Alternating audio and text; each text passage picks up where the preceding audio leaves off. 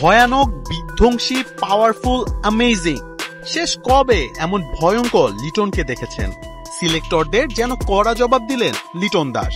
দল থেকে বাদ পড়ে টি-20 ক্যারিয়ারে নিজের প্রথম সেঞ্চুরি তুলে নিলেন ক্লাসিক্যাল লিটন। তবে এ সেঞ্চুরির পেছনেও রয়েছে রেকর্ড। বিপিএল এ প্রথম বাংলাদেশি হিসেবে দ্রুততম সেঞ্চুরির মালিক লিটন কুমার দাস। মনে চাপা কষ্ট নিয়েই দুর্বার রাজশাহীর বিপক্ষে মাঠে নামেন লিটন। নেমেই নিজের রাগটা ঝাড়লেন রাজশাহীর বোলারদের উপর। মেহরব, শফিউলদের পিটিয়ে মাঠ ছাড়া করলেন তিনি। নিজের দৃষ্টিনন্দন শটে যেন ব্যাট নয়, চাবুক চালিয়েছেন মিস্টার দাস। মাত্র 24 বলে ছক্কা মেরে তুলেছেন নিজের 50। তবে 50 করেও ক্ষুধা মেটেনি লিটনের, কারণ আজ যে জবাব দেবার পালা। 24 বলে 50 করা লিটন নিজের পরের 50 তুলতে খরচ করেছেন মোটে 20 বল।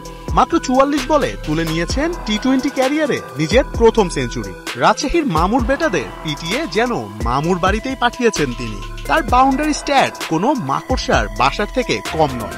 যাকেই পাবো তাকেই মারবো, এই ইন্টেন্টে ব্যাট করা লিটন তার ইনিংসে 10টি চারের সাথে মেরেছেন 9টি বিশাল ছক্কা।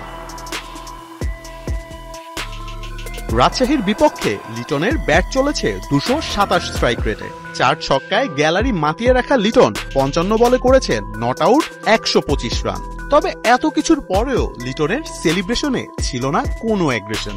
ব্যাট উঁচিয়ে সৃষ্টিকর্তাকে শুধুই ধন্যবাদ জানিয়েছেন তিনি। যখনই লিটনকে নিয়ে হয় সমালোচনা, তখনই নিজের ব্যাটে জ্বলে ওঠেন তিনি। একটুর জন্য কি তবে ট্রেনটা মিস করলেন মিস্টার দাস? কারণ এই ফর্মটাই কিছুদিন আগে ফিরলে আজ হয়তো দল থেকে বাহিরে থাকতে হতো না।